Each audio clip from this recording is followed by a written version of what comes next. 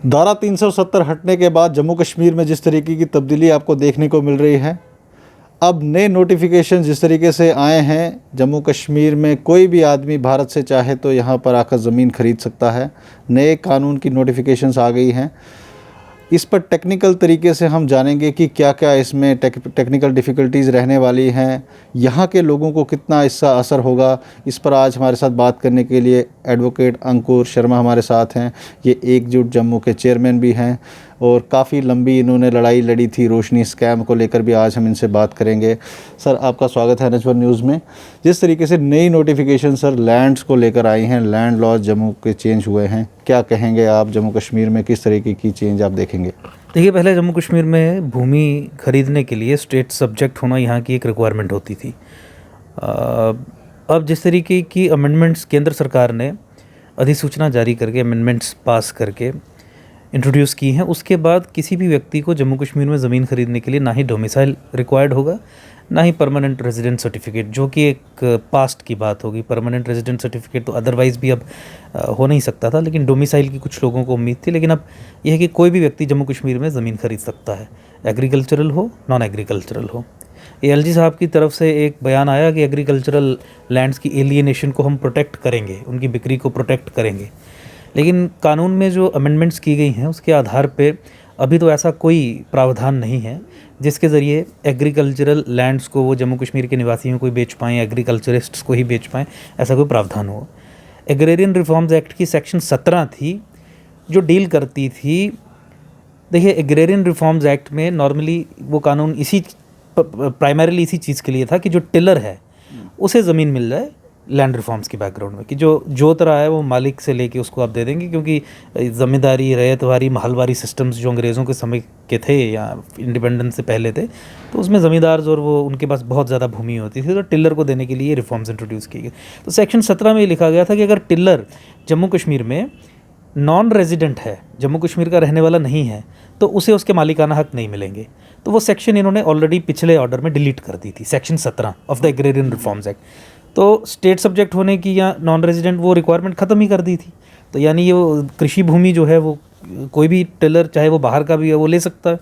और इसके साथ ही ट्रांसफ़र ऑफ प्रॉपर्टी एक्ट जो बेसिक लेजिस्लेशन है एलियनेशन ऑफ लैंड्स को लेके, सेल परचेज वगैरह को लेके, उसके सेक्शन 139 को भी इन्होंने उसमें से ये रिक्वायरमेंट हटा दी थी, ये रेजिडेंट होने की। तो कानूनी तौर से अभी कोई लीगल इम्पेडिमेंट नहीं है किसी भी व्यक्ति के लिए जम्मू कश्मीर में कृषि भूमि खरीदने के लिए, गैर कृषि भूमि खरीदने के लिए। तो जो प्रोटेस्ट आप देख रहे हैं इस समय, लोगों में काफ़ी ज़्यादा जो है इनसिक्योरिटी की भावना सी देखने को मिल रही है। पॉलिटिकल पार्टीज़ आपने देखा होगा इस समय सड़कों पर है, और हर एक पॉलिटिकल पार्टी जम्मू कश्मीर में इस समय सियासत जो कर रही है वो इसी मुद्दे पे कर रही है। तो क्या कहेंगे आने वाले दिनों में कितना इम्पैक्ट होने वाला है और ग्राउंड रियलिटी क्या है इसकी? देखिए, जो पॉलिटिकल पार्टीज़ प्रोटेस्ट कर रही हैं वो largely Kashmir based political parties हैं, या कश्मीर बेस्ड पॉलिटिकल पार्टी की विचारधारा से कनेक्टेड है। कुछ अपने लोग जो यहाँ के जम्मू संभाग के लोग कुछ कर रहे हैं वो प्रॉबेबली इग्नोरेंस में कर रहे हैं, क्योंकि देखिए लार्जली वो पॉलिटिकल पार्टीज़ क्या मांग रही हैं, जो इस कानून का विरोध कर रही हैं वो क्या मांग रही हैं? वो मांग रही हैं कि 5 अगस्त 2019 से पहले जो सिस्टम था ज़मीनों का और नौकरियों का, वही हो जाए। मैं एक सिंपल सवाल पूछता हूँ, कोई डिबेट डिस्कशन की कोई आवश्यकता नहीं है, एक सिंपल सवाल है।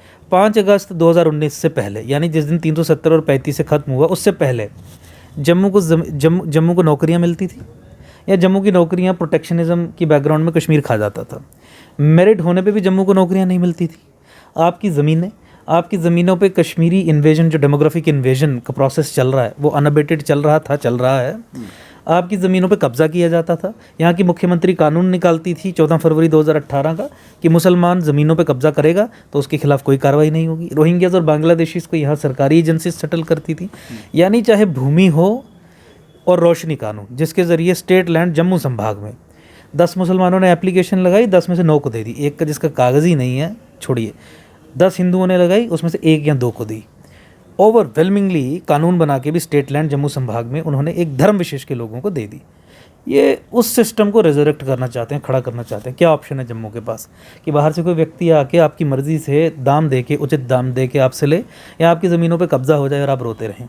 आप ये एरियाज़ देख लीजिए, बिश्ना, अरनिया, जितने भी हिंदू डोमिनेटेड एरियाज़ हैं, कठुआ खासकर, रामबन, मतलब जहाँ माइनॉरिटीज़ में भी हैं, ज़मीनों के ऊपर तो कब्जे किए जा रहे हैं और स्टेट स्पॉन्सर्ड डेमोग्राफिक इन्वेजन चल रहा है। अब स्टेट स्पॉन्सर्ड डेमोग्राफिक इन्वेजन को अरेस्ट करने के लिए आपको ये सिस्टम इंट्रोड्यूस करना है। लॉन्ग रन में अल्टीमेटली इससे जो डेमोग्राफिक इन्वेजन जम्मू पे हुआ है उसको कंटेन करने में, उसको रिवर्स करने में हमें सहायता ही मिलेगी। तो आप कौन सा सिस्टम चाहते हैं? 5 अगस्त 2019 से पहले वाला, जहाँ पे प्रोटेक्शनिज्म सिर्फ कश्मीर की प्रोटेक्शनिज्म होती थी, जम्मू वालों को केवल कागज़ पे होता था कि ये भी अप्लाई कर सकते हैं, नौकरी जम्मू वालों को तो मिलती नहीं थी, ज़मीनें जम्मू वालों की तो लुट गई। यहाँ जम्मू के जंगल जितने भी हैं, एक धर्म विशेष के लोगों का कब्जा है वहाँ पे, 20-20, 25-25 हज़ार घर डिमार्केटेड फॉरेस्ट पे हैं। यहाँ हमारी तवी माँ का दर्जा है रिवर को, जैसे गंगा है वैसे तवी है। तवी को लेके एनक्रोचमेंट की डिटेल्स मंगवाई हाई कोर्ट ने, डिस्ट्रिक्ट और सेशन जज को अध्यक्ष बनाया उस कमेटी का, और उन्होंने रिपोर्ट सबमिट की। डीसी और डिवकॉम वगैरह ये भी मेंबर्स वगैरह थे। 800 लोगों के करीब एनक्रोचर्स की लिस्ट उन्होंने दी, जिसमें खसरा नंबर, कितनी लैंड है, क्या बनाया है उस पर, वो सब कुछ डिटेल उसमें दी गई थी। 800 में से 795 मुसलमान हैं, यानी एक धर्म विशेष के लोग हैं, जिन्हें समस्या मुसलमान नहीं है, समस्या ये है कि मुसलमानों को एक्सक्लूसिवली स्टेट इंस्ट्रूमेंटलिटीज़ को इस्तेमाल करके जम्मू की डेमोग्राफी को चेंज करने के लिए बैठाया जा रहा है। अब इस प्रोसेस को कैसे रिवर्स करेंगे? तो चेंज क्या आप देखेंगे कि जिस तरीके से अब ये चेंजेस आ रहे हैं, नए लॉज आ रहे हैं, आने वाले दिनों में क्या प्रोस्पेक्ट देखते हैं? जो एरियाज़ ये आ रहे हैं, कश्मीर पॉलिटिकल पार्टीज जो है वो ओपनली कह रही हैं कि कश्मीर में कोई नहीं आएगा, नुकसान जम्मू को होने वाला है। देखिए, हम अल्टीमेट सोल्यूशन जम्मू कश्मीर में प्रॉब्लम का है, जम्मू को सेपरेट स्टेट बनाया जाए, कश्मीर को 2 यूटीज़ में डिवाइड किया जाए। एक यूटी कश्मीरी हिंदुओं के लिए, वो परसिक्यूटेड माइनॉरिटी जिसका रेप, बलात्कार, मर्डर, नरसंहार करके, जीनोसाइड करके 90 के दशक और उसके बाद उसे वहाँ से बाहर भगा दिया गया था। एक यूटी एक्सक्लूसिवली कश्मीर को 2 फाड़ करके उनके लिए बनाई जाए, बाकी रेस्ट ऑफ द कश्मीर के लिए बनाई जाए। Problem stands resolve. जम्मू अगर अलग स्टेट हो जाएगी तो कोई दिक्कत ही नहीं है। देखिए, आपके पास ऑप्शन क्या है? एक जगह डेमोग्राफिक इन्वेजन है एक धर्म विशेष के लोगों का, दूसरा यहाँ पे जम्मू दिल्ली तो नहीं है, ये नौकरियाँ नहीं दे सकता, यहाँ कोई रिसोर्सेज नहीं है, यहाँ रेलवेज़, एयरवेज़ या कोई सी पोर्ट्स कोई डेवलप्ड नहीं है। तो आप अगर ये सोचें कि बॉम्बे और दिल्ली की तरह यहाँ पे लोग भाग भाग के आ जाएंगे तो वो तो बेवकूफ़ी है। जम्मू में क्यों आएगा कोई? आपके पास लेबर तो आपको इंपोर्ट करनी पड़ती है ना, जम्मू में लेबरर्स हैं, यूपी बिहार के लोग ही लेबर का काम कर रहे हैं ना यहाँ पे, ना आपके पास लेबरर्स हैं, ना आपके पास रिसोर्सेज हैं, आपका कुछ डेवलप इन्होंने कश्मीरियों ने होने नहीं दिया। तो क्या देख के कोई भी व्यक्ति यहाँ पे आएगा? आएंगे वो लोग जिन्हें हॉस्पिटल बनाने हैं, आएंगे वो लोग जिन्हें स्कूल्स बढ़िया क्वालिटी के बनाने हैं। शिक्षा और हेल्थ के सेक्टर में अगर प्राइवेट इन्वेस्टमेंट्स आती हैं तो उससे किसे फ़ायदा है? एक चीज़ ये है। दूसरा आप समझिए, यहाँ पे अनएम्प्लॉयमेंट कितनी बड़ी एक समस्या है। लोग 1-1 हज़ार रुपये महीने पे काम कर रहे हैं कितने ही वर्षों से। डेली वेजर 60-60 हज़ार डेली वेजर्स हैं, 2-2, 3-3, 4-4, 5-5 सालों से तनख्वाह नहीं मिली। तनख्वाह भी कितनी? 4,000, 5,000 पर मंथ। अब पब्लिक सेक्टर के साथ अगर प्राइवेट सेक्टर इन्वेस्टमेंट आती है किसी भी तरीके से, ऑब्वियसली हम यही एक्सपेक्ट करेंगे कि ग्रीन इंडस्ट्री ही है।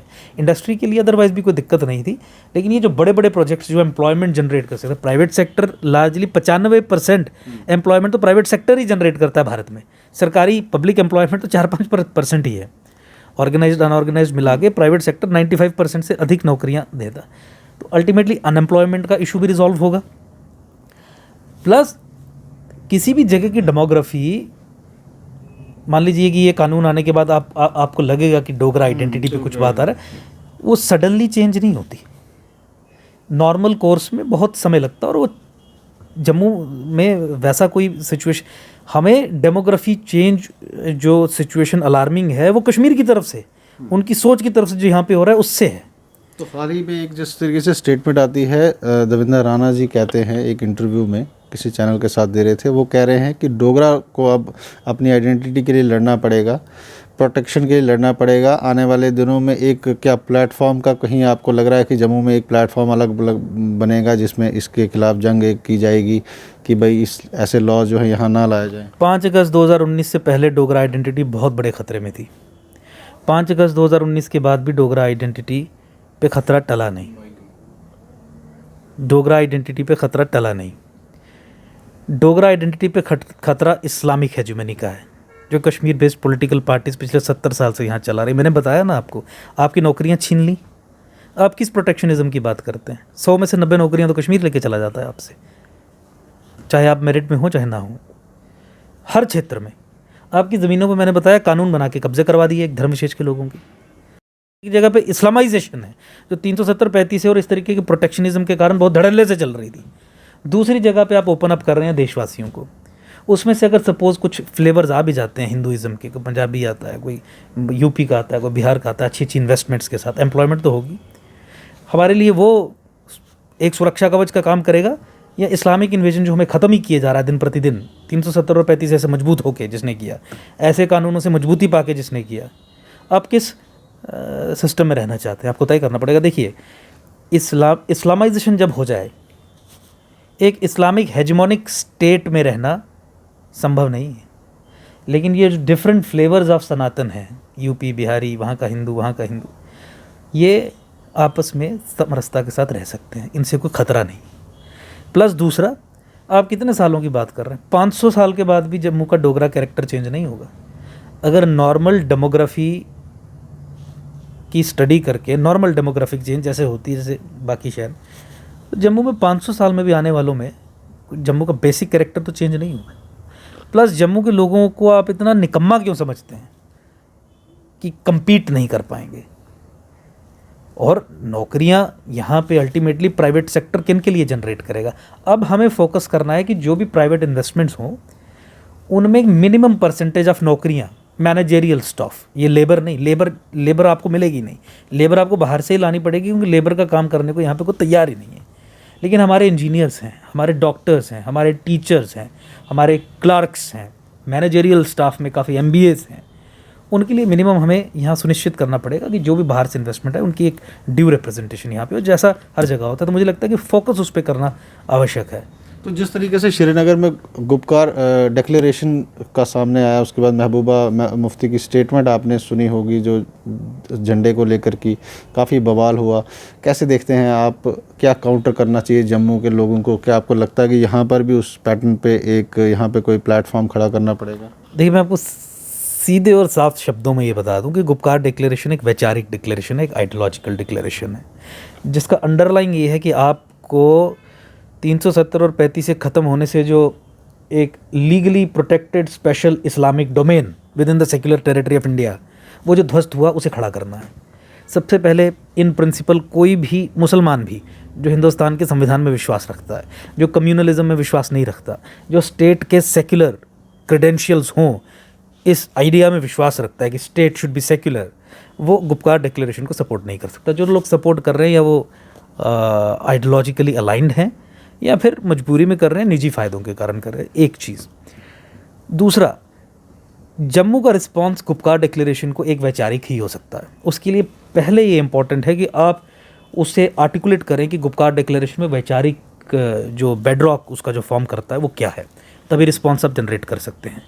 ये एक जिहादी डिक्लेरेशन है और इसे कॉल करने के लिए एकजुट जम्मू के अलावा जम्मू में कोई ऐसा ना संगठन है, ना कोई पार्टी है, ना कोई पॉलिटिकल पार्टी है, ना कोई अदरवाइज संगठन है जो इसको कह के लड़ता है।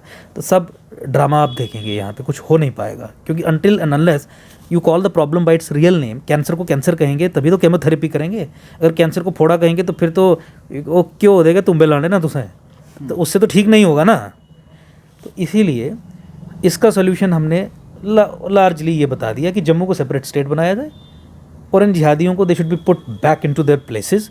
यूटी डिवाइड, यूटी बनाए बिना लेजिस्लेटिव असेंबली के, 2 यूटीज़ बनाए, एक हिंदुओं के लिए एक बाकी कश्मीर के लिए, ताकि हिंदुओं के साथ, देखिए नरसंहार जिसके साथ हुआ उसके साथ तो न्याय करेंगे ना आप, तो उसको अपने हैबिटेट को वापस देने के लिए आपको वहाँ पे केंद्र शासित प्रदेश बनाना पड़ेगा, क्योंकि मुस्लिम मेजॉरिटी एरिया में उन्होंने तो प्रूव कर दिया कि वो किसी भी गैर मुसलमान को नहीं रहने देंगे। 90s में प्रूव कर दिया, अब सिखों के साथ भी प्रूव कर रहे हैं।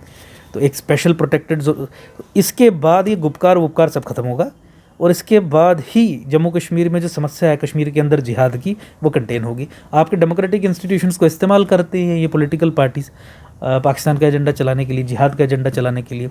आज महबूबा मुफ्ती, फ़ारूक अब्दुल्ला, उमर अब्दुल्ला तो इंटेलेक्चुअली भी क्या है, ये महबूबा मुफ्ती इंटेलेक्चुअली भी क्या है, आप इनकी इतिहास देखिए क्या है।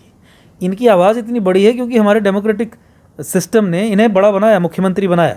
तो आज ये कुछ बकवास भी करते हैं तो दुनिया सुनती है और उस पर रिएक्शंस होते हैं, बाहर के देश इनकी स्टेटमेंट्स का फ़ायदा लेते हैं। Why would you give it? To them. अगर ये देश की एकता और अखंडता में विश्वास नहीं रखते हैं, क्यों आप ऐसा सिस्टम बनाएंगे जहाँ पे ये चीफ मिनिस्टर बन सकें? क्यों आप ऐसा सिस्टम बनाएंगे जहाँ पे ये देश के विरुद्ध बात करें और इन पर कोई कार्रवाई ना हो? Why would you do that?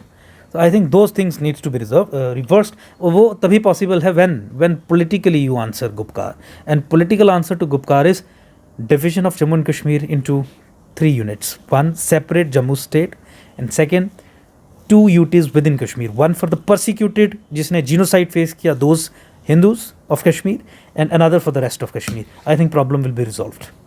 आपने कई बार जो है क्रिटिसाइज़ भी किया सेंट्रल गवर्नमेंट को, यहाँ पर जो सेंसेक्स था जिस तरीके से हुआ, और आप कहते थे कि यहाँ पर नए तरीके से सेंसेस होना चाहिए, फेक हुए, और कई बार आपने और भी काफ़ी मुद्दों पर क्रिटिसिज्म किया। क्या कहेंगे आप, अभी जिस तरीके की चीज़ें हो रही हैं, यूथ के इश्यूज़ हैं, आने वाले दिनों में क्या आप अपने लेवल पर इसको उठाएंगे? क्या आपकी जो पार्टी बनी है इस समय, जो आपका एकजुट जम्मू है, आने वाले दिनों में ये किस डायरेक्शन की ओर जा रहा है? जम्मू कश्मीर में सेंटर की पॉलिसी वही है जो 47 के बाद 50s के बाद नेहरू की थी। नेहरूवियन सेक्युलरिज्म के आधार पर जम्मू कश्मीर का जो बेड़ा गर्क किया गया 2014-15, आज की डेट तक वही पॉलिसी केंद्र यहाँ पे फॉलो कर रही है। वो एंटी जम्मू पॉलिसी है। उस पॉलिसी में जम्मू की कोई जगह नहीं है पावर इक्वेशन में।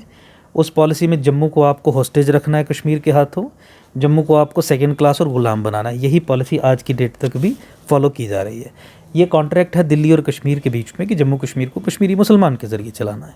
क्यों चलाना है? क्योंकि अगर जम्मू कश्मीर में डेमोक्रेसी का चेहरा मुसलमान होगा तो भाई देश दुनिया को बता सकते हैं, ये नेहरूवियन सेक्युलरिज्म वाली सोच, कि देखिए इंडियन डेमोक्रेसी और सेक्युलरिज्म की कितनी बड़ी विक्ट्री है कि एक Muslim majority state Hindu majority country में डेमोक्रेसी को सक्सेसफुली चला रही है। लेकिन उसमें इनका अंडरस्टैंडिंग ये है कि फिर जम्मू को पावरफुल नहीं होने देना है, क्योंकि वो उनके जो सेपरेटिस्ट और जिहादी एजेंडाज हैं उन्हें आपको एकोमोडेट करना है, और जम्मू को आपको इनके साथ जोड़ के रखना है डिसएम्पावर्ड तरीके से, सरकार में ना आ पाए। इसीलिए वो सारे क्रिटिसिज्म उसी पॉलिसी पैराडाइम को अपोज करते हुए हमारे आते हैं। आपने सेंसस की बात की, वो डिलिमिटेशन का प्रोसेस है, जिस प्रोसेस के आधार पर तय होगा कि जम्मू को कितनी सीटें मिलनी है आने वाले विधानसभा चुनावों में और कश्मीर को कितनी मिलनी है। 2011 के सेंसस के आधार पर अगर आप करवाएं तो कश्मीर को अधिक सीट्स मिलेंगी और चीफ मिनिस्टर वहाँ से बनेगा, पावर सेंटर कश्मीर में रहेगा। भाजपा की आधिकारिक पोजीशन है कि 2011 का सेंसस जम्मू के खिलाफ था, वो फ्रॉड था, फर्ज था, उसमें नंबरिंग चेंज की गई, उसमें जम्मू की पॉपुलेशन कम की गई, कश्मीर की पॉपुलेशन बढ़ाई गई ताकि कश्मीर को अधिक सीट्स मिलें। आप मुझे बताइए, अगर भाजपा 2011 के सेंसस के आधार पर डिलिमिटेशन करवाए, यानी वो प्रोसेस जिस प्रोसेस के बाद ये तय होगा कि चीफ मिनिस्टर जम्मू से बनेगा या कश्मीर से, और उसका रिजल्ट हो कि वो कश्मीर से चीफ मिनिस्टर बनाए, तो how can Jammu accept it, how can Jammu tolerate it? और भाजपा इसलिए ये कर रही है क्योंकि सेंटर में पॉलिसी वही नेहरूवियन सेक्युलरिज्म से प्रेरित जो पॉलिसी जम्मू कश्मीर को लेके वही है, वही चल रही है, तो ऑब्वियसली विल अपोज इट। लेकिन जहाँ पे कुछ एक अच्छा कदम हुआ, अब मुझे तो ये शक है कि जिस तरीके का ये शोरगुल्ला ये कर रहे हैं कश्मीर बेस्ड पॉलिटिकल पार्टीज़, ये बैक ट्रैक ना करें। जिस तरीके से एम्प्लॉयमेंट के मसले में डोमिसाइल बाद में इंट्रोड्यूस करके इन्होंने बैक ट्रैक किया था। देखिए, आपको लार्जली ये समझना पड़ेगा कि जम्मू कश्मीर में जॉब्स या लैंड्स को लेके कोई भी protectionism exclusively for the residents of Jammu and Kashmir अगर आप लाएंगे तो वो एम्पीरिकल एविडेंस के आधार पर कश्मीर के लिए ही होगी। पिछले 70 साल का एविडेंस है ना हमारे पास कि जिस समय 100% प्रोटेक्शनिज्म थी जम्मू कश्मीर में जॉब्स को लेके और ज़मीनों को लेके, तो 90% से अधिक जॉब्स फ्रॉड करके, पीएससी को इस्तेमाल करके, एसएसआरबी को इस्तेमाल करके कश्मीर ले जाता था। ये एविडेंस है ना। जम्मू को तो कभी नहीं मिलता था, तो Jammu, why would Jammu stand की वही सिस्टम फिर से खड़ा हो? Protectionism, any protectionism is protectionism for Kashmir. Why should be fight for Kashmir? जब कश्मीर हमें लेसरेट कर रहा है, डिसएम्पावर कर रहा है, तोड़ रहा है, ख़त्म कर रहा है, देश के खिलाफ वो खड़े होते हैं, why should be support it? इसीलिए जहाँ तक आपका दूसरा सवाल है कि क्या हमारी पार्टी, येस ऑफ कोर्स, एक फॉर्मल डिक्लेरेशन हमारी party as a political party आने वाले दिनों में हम कर देंगे। इलेक्शन कमीशन ऑफ इंडिया के साथ रजिस्ट्रेशन का प्रोसेस जो है वो उसके बाद शुरू हो जाएगा। और जितने भी इश्यूज़ हैं, चाहे यूथ को लेके, एडमिनिस्ट्रेटिव रिफॉर्म्स को लेके, जो बहुत इंपॉर्टेंट है। आम आदमी को क्या चाहिए? आम आदमी को चाहिए कि जितनी भी सरकारी सर्विसेज हैं, सरकारी गुड्स हैं, गुड्स एंड सर्विसेज जिनकी डिलीवरी ब्यूरोक्रेसी करती है, वो बढ़िया तरीके से हो, बिना करप्शन के हो। अब करप्शन को कंटेन करने के लिए, एडमिनिस्ट्रेटिव एफिशिएंसी इंट्रोड्यूस करने के लिए आपको एडमिनिस्ट्रेटिव रिफॉर्म्स करने पड़ेंगे, क्योंकि भारत में तो एडमिनिस्ट्रेटिव रिफॉर्म्स हुए ही नहीं। 90s में इकोनॉमिक रिफॉर्म्स हुए, उसके साथ ही 73rd और 74th अमेंडमेंट थोड़ा बहुत इन्होंने एडमिनिस्ट्रेटिव रिफॉर्म्स भी करने की कोशिश की, तो उसके बाद तो कुछ हुआ ही नहीं। उसे भी एक लॉजिकल कंक्लूजन तक लेके नहीं जा पाए। तो administrative reforms, serious administrative reforms, serious economic reforms, serious political reforms, इसके ऊपर हम फोकस करेंगे। And we have with the complete understanding of all this, मैं आपको ये कहूँ, we have so many idea. तो सर क्या लगता है आपको कि जम्मू कश्मीर में जिस तरीके से, खासकर मैं जम्मू की बात करूंगा, आपको लगता है कि पॉलिटिकल वैक्यूम है उसे फुलफिल करने की कब बहुत ज़रूरत है? 100%। पिछले 70 साल से यहाँ पे पॉलिटिकल वैक्यूम रहा और उस पॉलिटिकल वैक्यूम का फ़ायदा पाकिस्तान ने उठाया और पाकिस्तान ने अपने प्रॉक्सीज़ यहाँ पे एनसी, पीडीपी और कांग्रेस के वो नेता के रूप में यहाँ पे खड़े कर दिए जो पाकिस्तान का काम करते थे। आपने देखा जम्मू कश्मीर में किस तरीके से जो परिवर्तन पिछले 70 साल में आया, radicalisation is all time high बढ़ी, देश से सेसेशनिज़म, ससीड होने की भावना जो है वो बढ़ी। तो इसलिए पॉलिटिकल वैक्यूम है और जम्मू का भी यही हाल रहा, जम्मू को भी कोई इफेक्टिव लीडरशिप नहीं मिल पाई। तो पॉलिटिकल वैक्यूम है, इसे भरने की बहुत आवश्यकता है और एकजुट जम्मू उसी दिशा में पिछले कई वर्षों से प्रयास कर रहा है। मुझे लगता है कि आने वाले चुनावों में उसमें हमें सफलता भी मिलेगी। बहुत शुक्रिया। तो ये थे हमारे साथ एकजुट जम्मू के चेयरमैन अंकुश शर्मा और इनका कहना है कि जिस तरीके से नए लॉज आए हैं यहाँ पर, लैंड लॉज आए हैं, उनका इन्होंने वेलकम किया। इन्होंने कहा कि यह 70 साल में पहली बार एक बड़ा फैसला लिया गया है जिससे यहाँ के लोगों की तकदीर जो है वो बदलेगी। आप जुड़े रहें NH1 न्यूज़ के साथ।